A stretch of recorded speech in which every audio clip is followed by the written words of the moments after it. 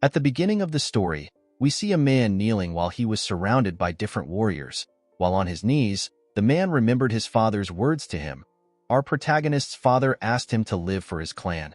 This meant that our MC should not desire anything and he should just stay by his brother's side like a shadow. While our protagonist was thinking, someone walks up to him. The man said that it is insulting for a single knight to hold back the continent's strongest commanders. The commanders became ashamed when they heard this. With a smile on the man's face, he told our protagonist that he is very interesting. The man was not surprised to see this because our protagonist was the brother of someone important.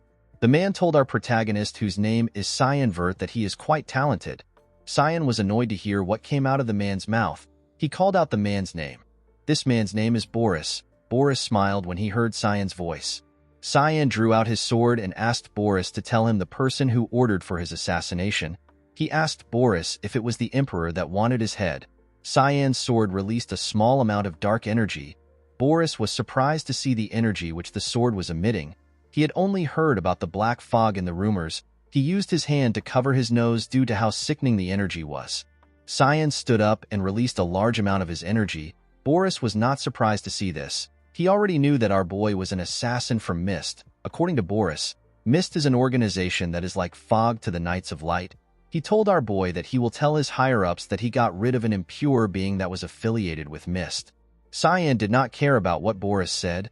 He told Boris that he will no longer have his lips by the time he is done with him.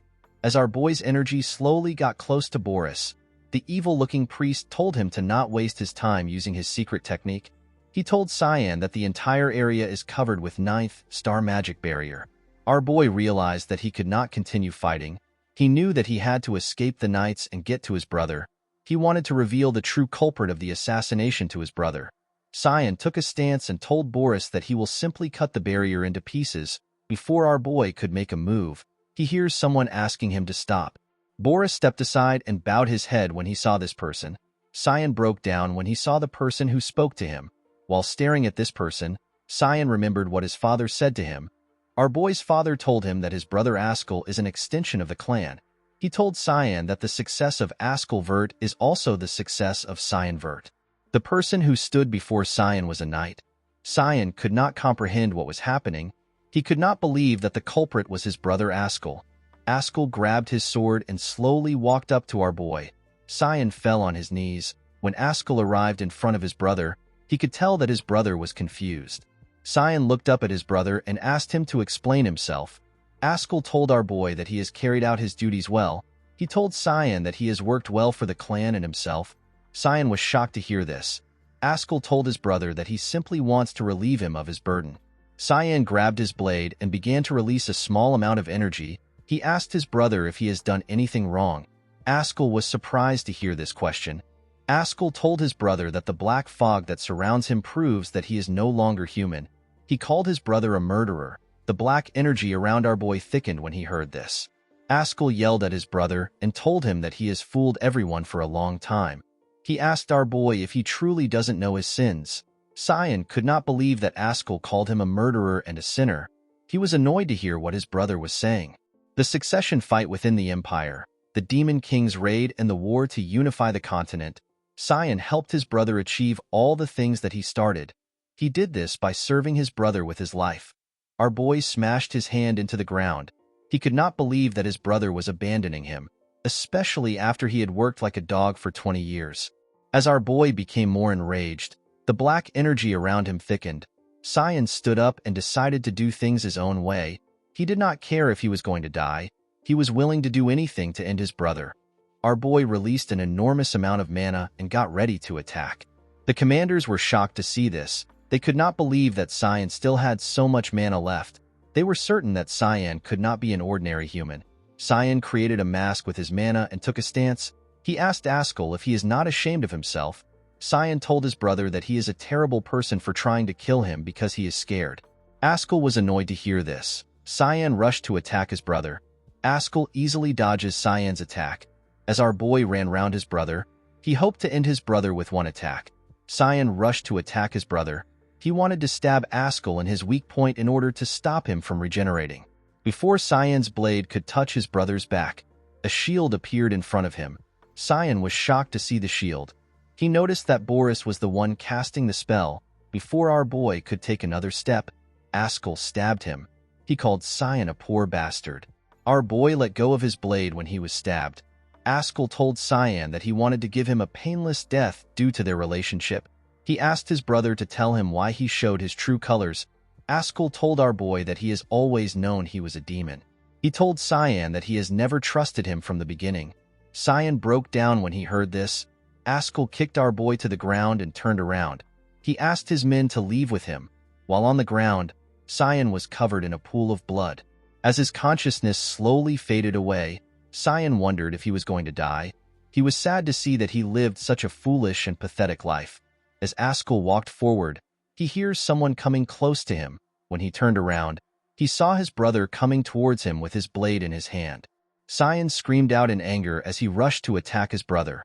Our boy's sword got close to Askell's neck. Unfortunately for him, he was not able to complete the job. Askell used his sword to slash and tear apart Cyan. The scene shifts and we see a boy breathing heavily as he grabbed his neck. The boy's maid asked him to get ready. She told him that he can no longer sleep. The boy was surprised to see that his maid, whose name is Emily, was in his room. He asked her to tell him how she is there. The maid was surprised to hear this. This boy turns out to be Cyan. Cyan was certain that the last time he saw Emily was 20 years ago. He did not understand how she had not aged. When he looked around, our boy noticed that the room looked exactly like the one he used to stay in when he was younger. Even the furniture arrangement is the same. Cyan did not understand what was going on. He quickly felt his face. Our boy realized that he had returned back to being a child. While Cyan was trying to grasp his situation, Emily asked him if he is stalling for time because he does not want to train. She asked her master to make up his mind and go to the training ground. Cyan was surprised to hear this. He did not know which training Emily was referring to.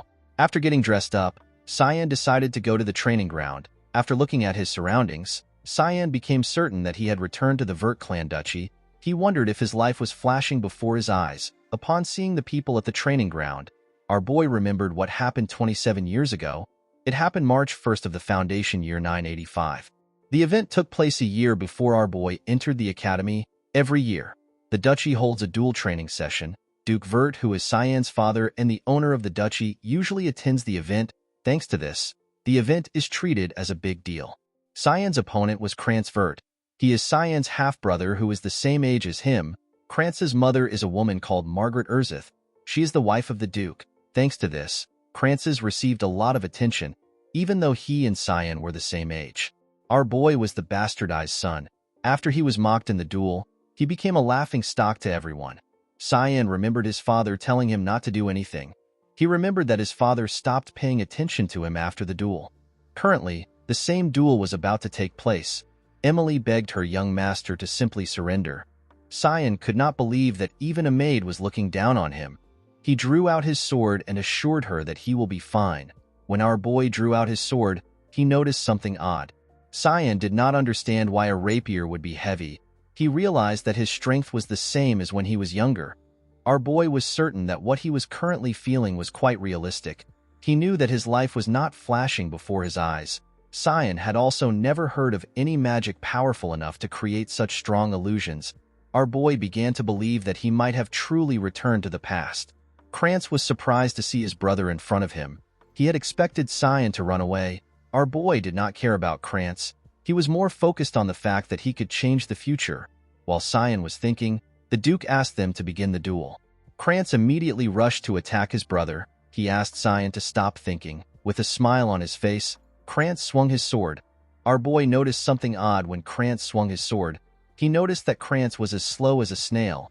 Cyan carefully moved aside and dodged his brother's attack. Cyan was shocked to see this. He turned around and called his brother a coward. He tried to attack Cyan again. Our boy easily used his sword to knock Cyan's sword away from his hand. Immediately he did this, he kicked Cyan's leg. The boy screamed out in pain and fell to the ground. While he was on the ground, Cyan began to cry.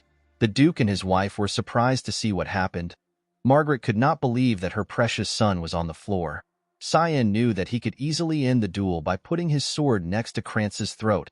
Our boy decided to do something else.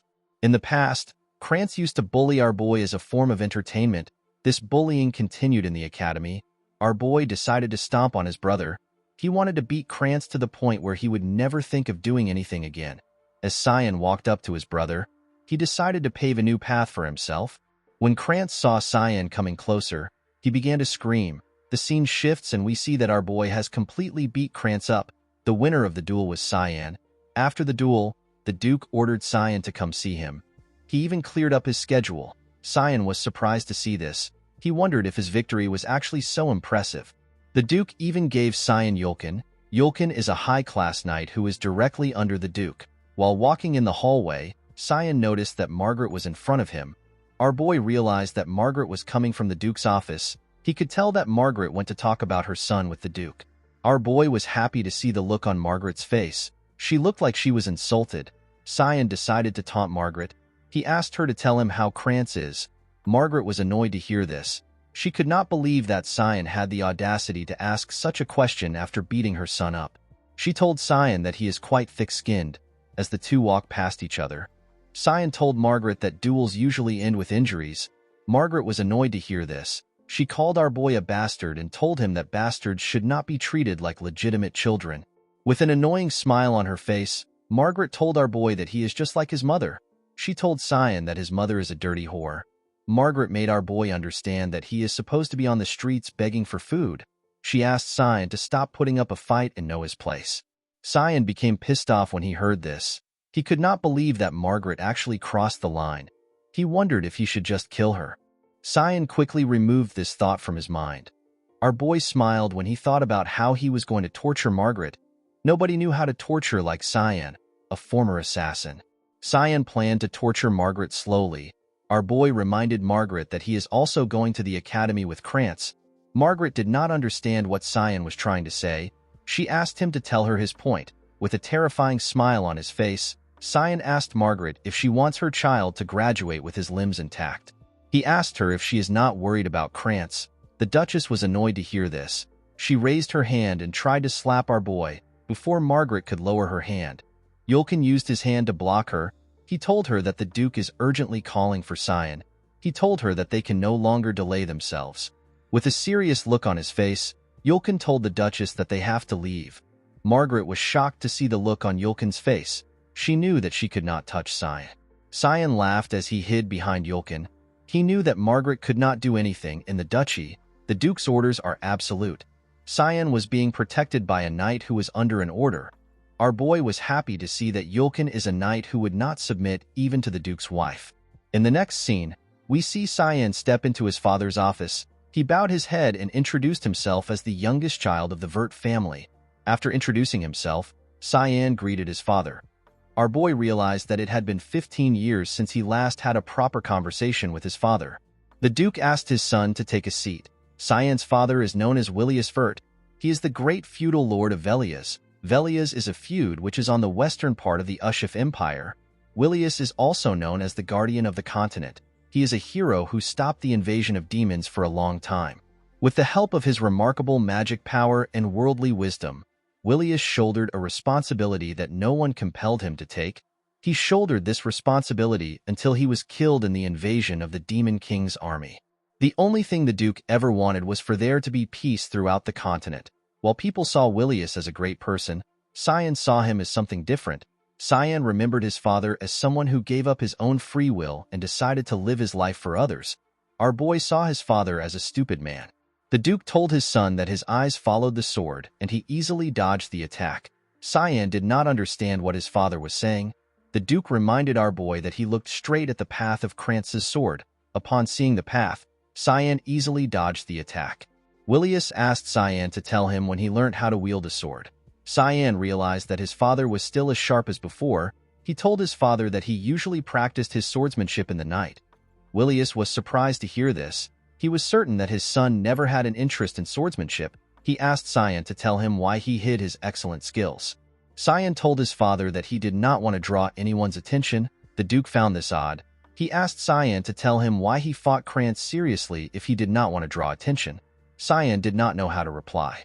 Velias asked his son if he really needed to beat Krantz up mercilessly. Our boy found this question odd. He quickly realized that his father is trying to understand what he is capable of. Our boy told Velias that he wanted to prove himself. Velias was surprised to hear this. Cyan told his father that he wanted to prove that he is better than Krantz. This is why he took the duel seriously. Willius began to laugh when he heard this. He was happy to hear that his son gave him a clear and concise answer. He told Cyan that he is quite level-headed. Willius was happy to see that his son was talented. With a smile on his face, Willius told his son that he will be a great supporter for Askell. Cyan was shocked to hear this. He had taken a different path and he still got the same result. Our boy realized that his father was obsessed with Askell. He clenched his fist out of anger. Willius told his son that he will give him anything he wants as a reward. Our boy became determined to destroy everything that Askell wants to do. With a smile on his face, Cyan told his father what he wanted. The scene shifts and we see Emily panicking. Emily could not believe that her master told the Duke that he wanted to go to the battlefront. Cyan told his maid that nothing is certain yet. Emily asked her master if he has lost his mind. She asked him if he knows the kind of place which the battlefront is. With a look of fear on her face, Emily told Cyan that the battlefront is filled with wicked and terrifying demonic beasts.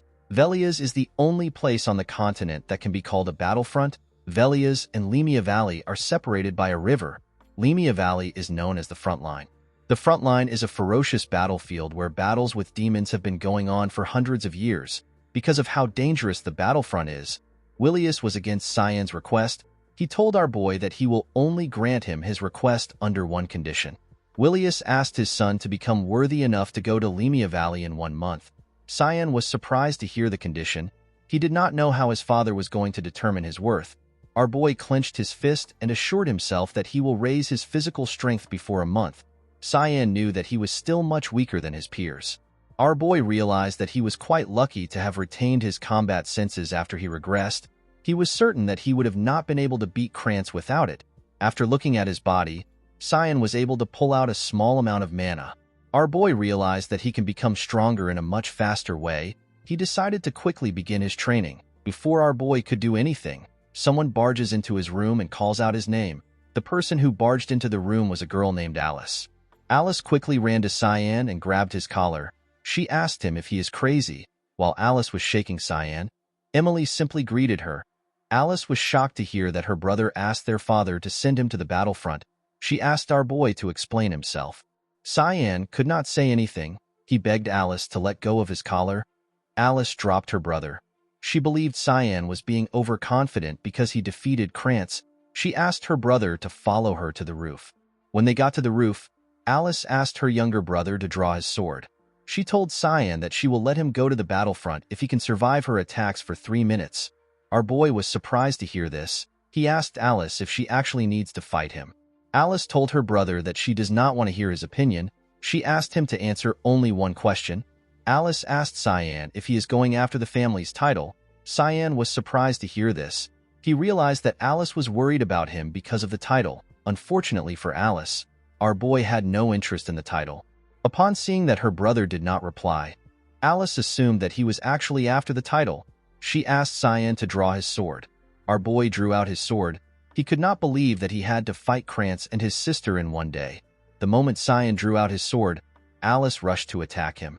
Our boy was shocked to see this. He quickly blocked his sister's attack. Alice was shocked to see this. She could not believe that a 10-year-old managed to block her attack. Cyan was surprised to see that Alice would go all out against a boy who she has a 7-year age gap with. Alice decided to move back. She could not comprehend what was happening. Alice knew that a rapier is a very light blade, and yet Cyan was able to block an attack from her long sword. Alice wondered if her brother was just lucky. With a scary smile on her face, Alice told her brother that he has a good intuition. When Cyan saw the smile on Alice's face, he realized that he was screwed. Alice began to attack our boy more intensely. Cyan was able to block the attack, but he was slowly getting pushed back. Alice jumped and launched a heavy hit on Cyan. Our boy was barely able to block the attack. He used his sword to slowly push his sister back. Alice was shocked to see this. Guys, we have come to the end of our video. If you guys want part 2 of this video, let me know in the comments section. Don't forget to like and smash that subscribe button for more recaps. See you guys later.